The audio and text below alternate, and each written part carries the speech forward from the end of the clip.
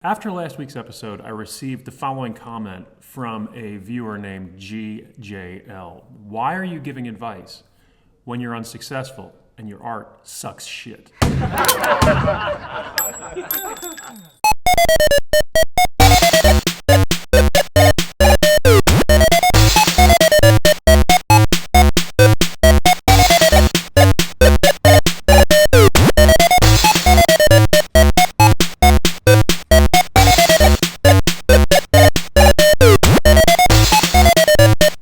Community is the root of a sustainable studio practice in art and design.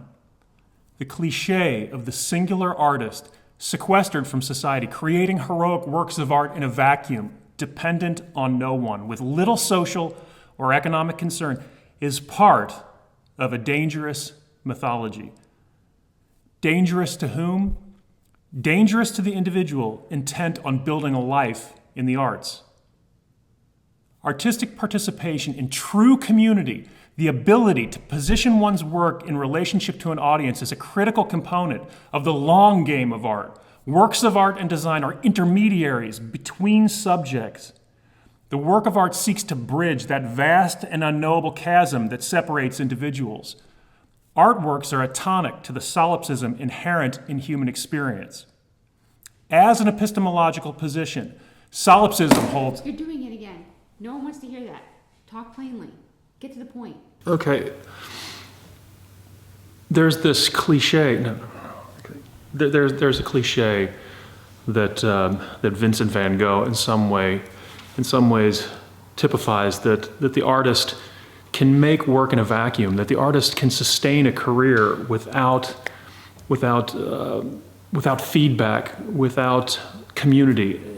That's, in my mind, that is one of the most dangerous myths that we live. And it's really about the idea that in order to sustain a career in art and design over a lifetime, that community, that positioning your work in front of an audience, be they one person or be they a million, and receiving critical feedback, both positive and negative, is one of the most important components of the ability to make work over a lifetime. In this episode, I'm going to show, the idea was to show two very simple examples of the creation of community and how positioning your work, positioning one's work in front of an audience can help sustain. So tonight at 7, Hot Dad, Peter Bjorndal and Will are performing in Lounge.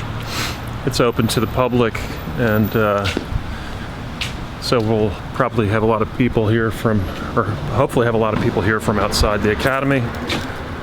And they've been rehearsing and setting up for the last 4 or 5 hours.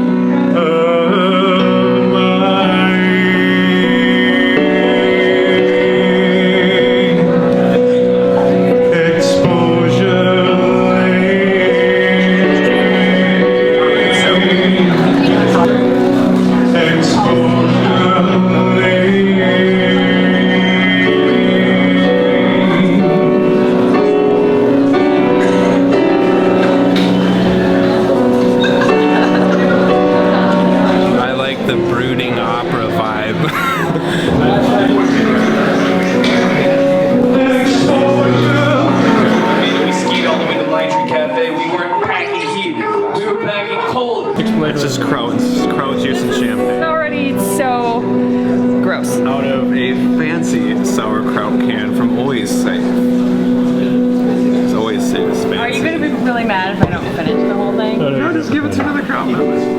Another Kraut member. What's the ratio here?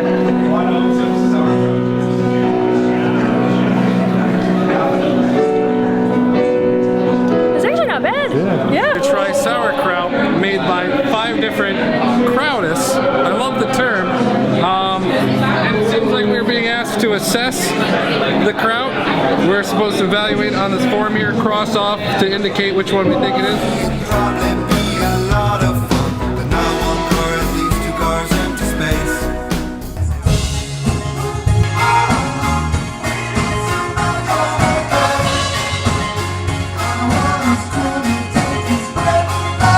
The multidisciplinary artist Sam Panter has a deep interest in spectacle as a way of communicating ideology. One of the things that he does best, however, is create community. The 2018 Cranbrook's Got talent show is a perfect example of how Panther helps foster artistic community. So it's talent show night, and Harris and I have been asked to go first for the talent show. So even though I have absolutely no idea how to mime, we've decided to do a a tribute to Marcel Marceau.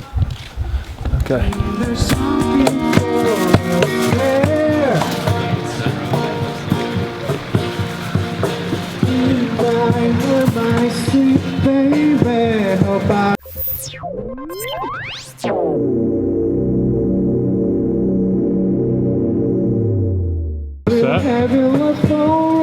Yeah. So maybe now is a good time to ask you all the questions. Are you gonna perform? You are? What do you think is the point of crisis? Or you have your own show?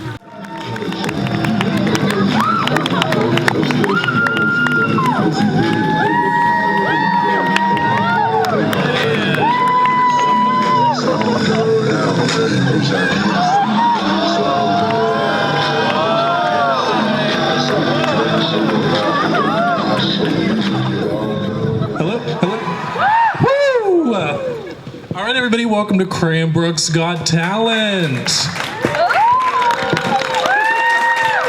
Thank you. Hope everyone's ready because we are not. So, before we begin, we're going to explain how this works. Each act is going to come up. They're going to do their thing. Afterwards, on that projector over there.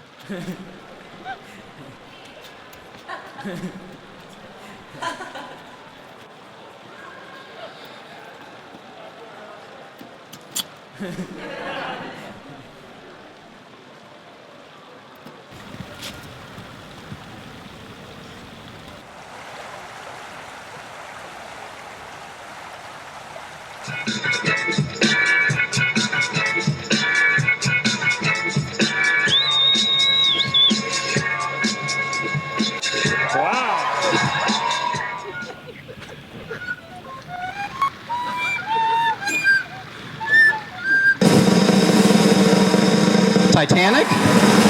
Yeah? It was Titanic. I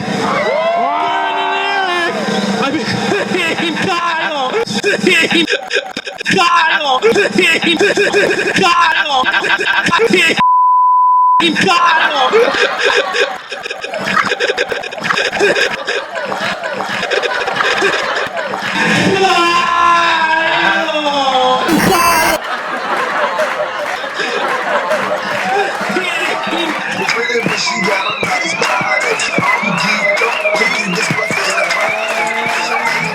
Brendan Lovejoy and Rory King work in both performance art and contemporary design. In both fields, their work is infused with a biting criticality and humor. I think when we started Bone to Bone, it didn't really mean much. It was just kind of like people overheard us talking, thought we were funny.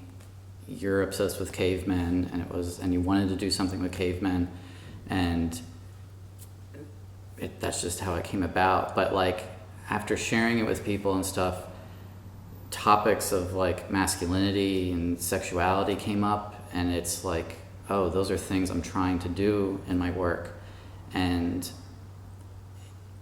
at the same time, I came to grad school trying to make my work pretty loose, trying to find my own style, and those conversations have made me approach what I do in graphic design formally in the same manner that I do Bone to Bone. To be humorous, or at least the Bone to Bone humor is pretty edgy, and so I believe also that in graphic design there's a lack of vulnerability. So to go out there and say these things, that's what I'm trying to bring back to my practice, is that I want to always feel uncomfortable doing it. I hate doing Bone to Bone because I'm always like, oh, is this okay to do?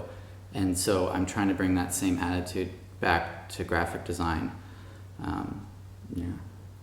Yeah, I just think I get the most pleasure out of winning over someone's full-hearted respect on something that is super lighthearted and filled with satire, which is, it's like this funny thing, but at the end of the day, I just hope to get that, but damn, that's really good kind of response. And also, like, I don't want what we do in design at the end to be considered experimental. I want it to be considered honest and, like, this is, like, truthful. It's Real yeah, shit. Yeah.